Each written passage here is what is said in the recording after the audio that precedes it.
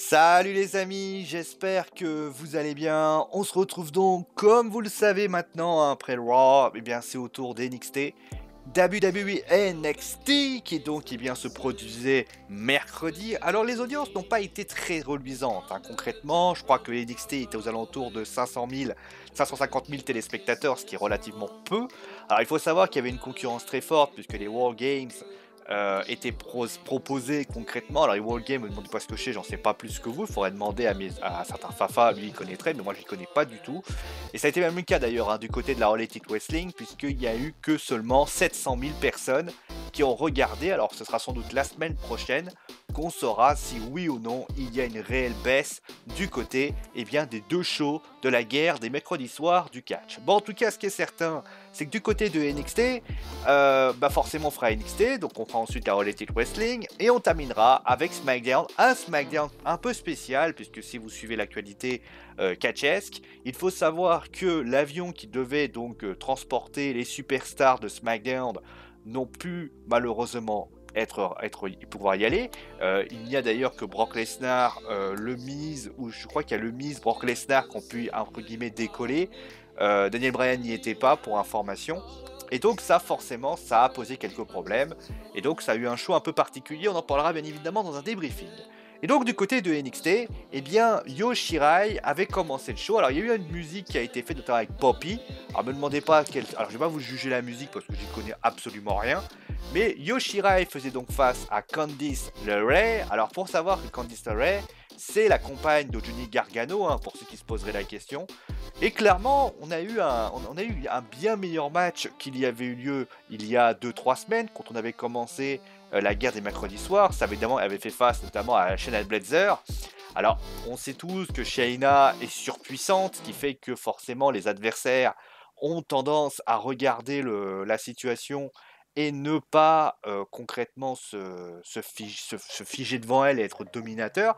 Là, c'est pas du tout le cas ce qui s'est passé. Io Shirai contre Candice LeRae, c'était un excellent match, voilà, c'était un bon match. J'ai trouvé Candice beaucoup plus en forme, qui n'a pas démérité.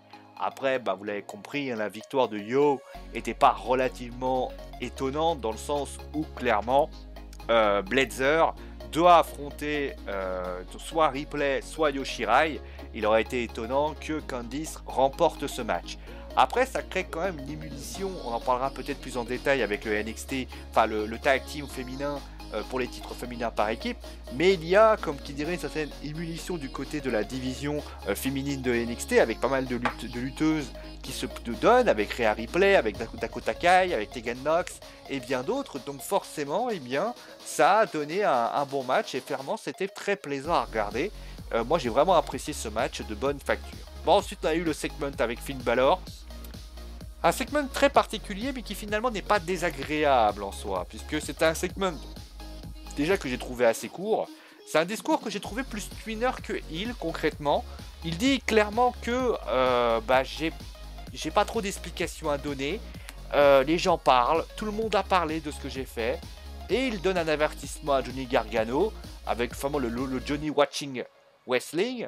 En clair, il aime bien, il se moque un petit peu du surnom de Johnny Gargano. Mais j'ai trouvé que l'attitude de Finn Balor était relativement bonne. Moi, j'ai apprécié. Le regard très, très au-dessus. Le côté, on a parlé notamment des rumeurs comme quoi il allait se revoir en tant que prince, donc Prince David. J'aurais pas trouvé ça dégueulasse en soi, parce que Finn Balor, finalement, quand il est arrivé, il voulait lever les bras ne se sont pas levés. Franchement, c'était pas mal. Honnêtement, le segment était de bonne facture et de plutôt de bonne qualité. Et on se demandait concrètement, moi je me posais la question de savoir si Finn Balor pourrait devenir un excellent heel. Je pense que Adam Cole est le heel number one par excellence du côté de NXT. Mais s'il peut partager la couverture avec avec Finn Balor, ça peut créer deux bons heels qui peut littéralement voler le show. Surtout que, je rappelle ce que j'ai dit la semaine dernière, il n'y a pas beaucoup de heels charismatiques, hein, du côté de NXT. Le seul qui pour moi vient en tête, et je compte pas la Undisputed Era qui eux sont heels dans un clan, c'est finalement Adam Cole. Les autres ne sont pas exceptionnels, loin de là. Je vais prendre le cas par exemple de Cameron Gray, de Tyler Bates, il n'y a pas d'excellent lutte. Voilà, c'est pas exceptionnel en soi. ça reste interceptable, mais il manque vraiment 2 bons heals. Là, il y a un bon heal, et puis si jamais ça marche, on peut imaginer, pourquoi pas, un Finn Balor qui atterrirait du côté de Raw ou de SmackDown, avec cette gimmick, on l'a vu avec Becky Lynch notamment. Quand Becky a fait son heel turn, ça a été la révélation de l'année. Est-ce que justement Becky peut donner des ailes à Finn, justement à son compatriote irlandais? Bon, ensuite, on a eu un match entre Shane Thorne et Bronson Reed Reeves, que j'ai pas trouvé exceptionnel. Voilà, c'était un match correct sans plus. On n'a pas... De toute façon, les enjeux étaient relativement très discrets. Le match, vu la victoire, voilà, de Shane Thorne, a priori, il fait face... voilà, c'était... Je crois qu'il doit faire face à un autre lutteur, j'ai pas vu le truc. Mais clairement, moi, ça m'a pas réveillé plus que ça. Alors après, peut-être à tort, mais voilà, moi, j'ai pas trouvé le match exceptionnel, loin de là. Et donc on passe maintenant au titre féminin de la WWE par équipe. Dans l'ordre, c'est plus simple. Entre Dakota Kai et Tegan Nox contre les Kabuki Warriors. Alors, vous allez très vite vous en rendre compte qu'il y a un problème. Là, je viens d'éteindre la musique. Vous le savez, quand j'éteins la musique, ce n'est pas parce que j'ai marre de cette musique, parce que je l'adore d'ailleurs. Hein, Alan Walker Fade, c'est l'une de mes musiques préférées. C'est tout simplement parce que c'est un moment solennel. En général, quand j'éteins la musique, c'est parce qu'il y a un moment solennel qui va arriver du côté du Wrestling Show pour information. Alors, qu'est-ce qu'on peut dire concrètement de ce match? Alors, je vais être très clair, je vais être très honnête. On a eu beaucoup de matchs par équipe, féminin, masculin et tout ce que tu veux. C'est sans conteste le pire match tag team NXT aujourd'hui depuis que NXT est sur le USA Network. Il y a eu d'excellents matchs, notamment chez les garçons. Chez les filles, je n'ai pas le souvenir de voir d'autres matchs par équipe, mais c'était sans doute bien meilleur. Et on avait ce match, Dakota Kai contre Tegan Nox contre Kabuki Warriors. Mon impression, quand j'ai vu ce match apparaître, je me suis dit, qu'est-ce qui va se passer? Il va se passer que, on va essayer de redorer un petit peu la division tag team féminine en permettant à cette division tag team de pouvoir avoir un match référence. Parce que concrètement, il manque ce match référence du côté de la division tag team féminine. Il y a des matchs corrects, des matchs qui méritent d'être observés, mais il n'y a pas le match référence. Le match où tu te dis, là, ça y est, prenez le cas de la All Elite Wrestling, le match entre la SCU et si je me souviens bien, alors je compte pas l'Elimination Chambers parce que je considère que ce match-là était plus d'un point de vue événementiel, dans le sens où il y avait un Elimination Chambers match, la stipulation le faisait également. Je parle du reste, je parle de ce qui pourrait aller. Vous prenez la SCU, justement, j'en parlerai de la All Elite Wrestling, qui fait face donc à la Lucha Bros. C'est un match qui est référence, ça y est, on est référencé. Et il manque ce match du côté de NXT, du côté de la division tag team féminine. C'est que finalement, on n'a pas ce match où on se dit, finalement, c'est un match, c'est référencé, on peut se dire, voilà, c'est pas mal. Et c'est le même problème, notamment avec les cruiserweight, même si les cruiserweight, au final, se sont un peu remis la tête à l'endroit, même avec des Neville, avec des lutteurs, notamment avec Lio Rush qui a remporté, mais qui maintenant part du côté de NXT. Donc finalement, c'est quelque chose qui est important. Et donc, tu te dis, ils vont quand même essayer. On est à NXT, la terre du catch, là où le in-ring est plus important justement que le entertainment. Tu te dis, bon, ils vont essayer de sortir le grand jeu et faire quelque chose d'intéressant. Et finalement, non. Pour moi, ce match, alors je le dis clairement, et je ne sais pas si ça va plaire à vos gens, c'est sans conteste le pire match tag team NXT de l'année. Depuis le USA Network, je parle pas d'avant, mais c'est sans conteste le pire match de l'année. C'est le pire match de l'année parce que déjà, première chose, ils veulent mettre l'accent sur la blessure avant de Dakota Kai. Alors sur le principe, moi je vois pas le problème. C'est déjà arrivé qu'une lutteuse soit désavantagée par rapport à ça. Mais en réalité, le problème il est que Dakota Kai, décidément je vais jamais m'en sortir, c'est une lutteuse au grand talent. Mais est-ce que c'était très utile de la faire subir pendant 10 minutes et l'avoir rampée au sol pendant 10 minutes?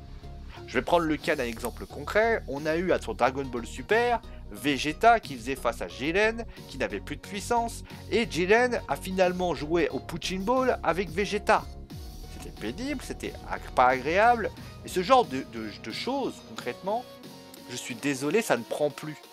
Ça pouvait prendre dans les années 90, dans les années 2000, mais je considère que ce genre de choses ne fonctionne pas. On n'est pas hypé, on n'est pas intéressé, on n'est pas dans une situation où on se dit « Ah ouais, putain, les mecs, ils ont envoyé du lourd ». Au final, on est dans une optique de se dire « Bah ouais, mais quel intérêt ? Pourquoi avoir fait ça ? Pourquoi avoir tellement voulu nous booker un match ?» Moi, quand les Kabuki Warriors sont arrivés, je me suis dit « Bon, on va pas faire le fanfaron, on va essayer d'analyser le match. » Et je me suis même cru à espérer que c'était un bon match. Et au final, alors, malheureusement, avec Tegan Nox, Dakota Kai, j'ai su les autres premières fois, et du côté, on a le match avec Kabuki Warriors, ça peut te donner un excellent match où ça va vite, ça dynamise. En plus, il te laisse le temps de pouvoir bien proposer une belle partition. Franchement, je vois, tous les ingrédients étaient là pour sortir un bon match. Et au final, tu sors un match qui, clairement, n'est pas à la hauteur du talent des 4 lutteuses présentes sur le terrain. Asuka, je suis désolé, a un talent in-ring incroyable. Kairi Sane, j'en parle même pas. Dakota Kai, je veux même pas en parler d'elle parce que c'est incroyable ce qu'elle fait.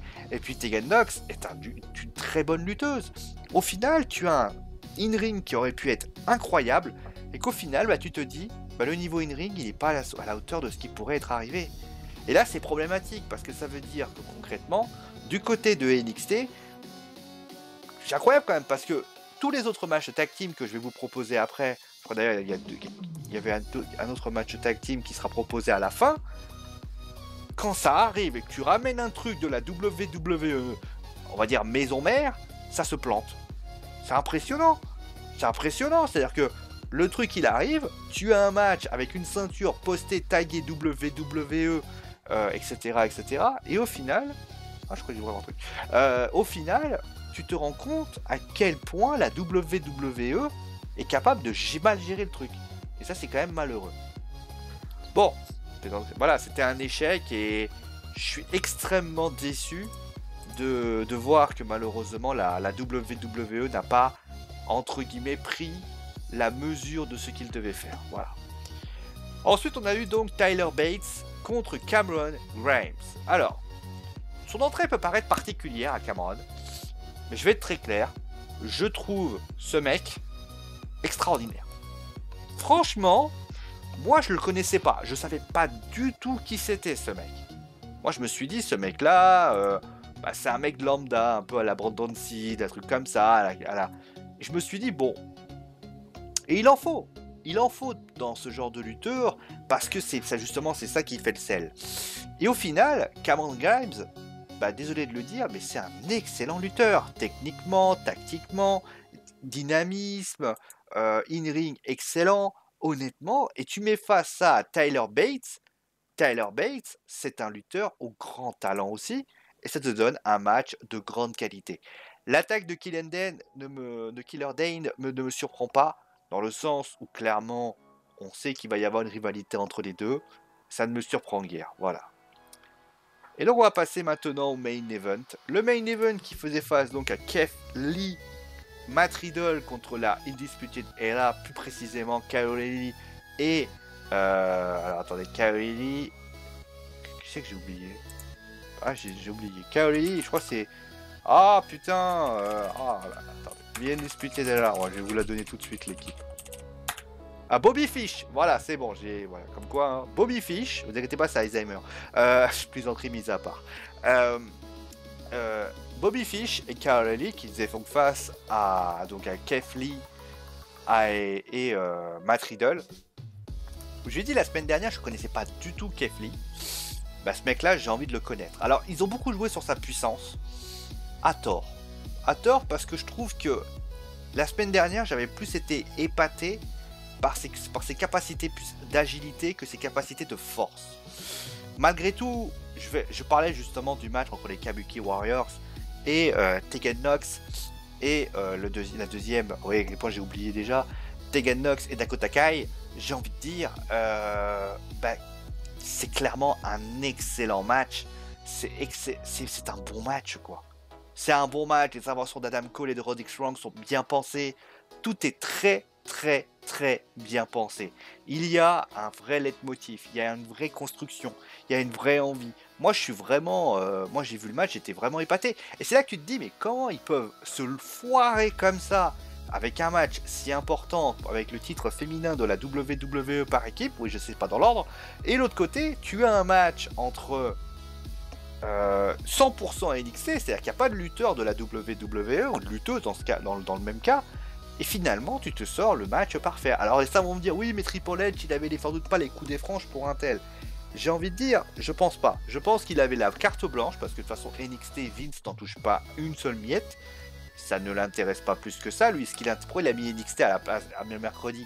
C'est parce qu'au final, il a mis NXT parce qu'il voulait concurrencer la All Elite Wrestling. Sinon, NXT serait resté sur le WWE Network et on n'aurait même pas entendu parler d'un Finn Balor du côté de NXT. Ça, il faut quand même le dire. Mais voilà, c'est impressionnant de voir que quand tu restes à NXT, quand les carcans sont à NXT, tu ne fais que du très bon. C'est malheureux par rapport à ça. Après, bon, voilà, si t'enlèves le match féminin par équipe, tu te dis, bah finalement le show il est bien. Et justement, conclusion, bah le show il est bien. Alors juste je parle pas parler de ça. L'arrivée de Tommaso Ciampa est plutôt bonne parce qu'il y a une attaque et tout. Moi j'aime bien. Je trouve d'ailleurs que la manière dont il parle est plutôt bien faite, donc ça c'est bien. Après, au niveau de la globalité du match, on ne peut que regretter. J'enlève Brandon Seed contre Shentorn parce que j'estime que c'est un match, voilà, un peu plus. Ouais, c'est pas le fait. Le match n'est pas fait pour ça. Mais clairement, quel dommage d'avoir mis ce titre féminin par équipe qui finalement a desservi ce show.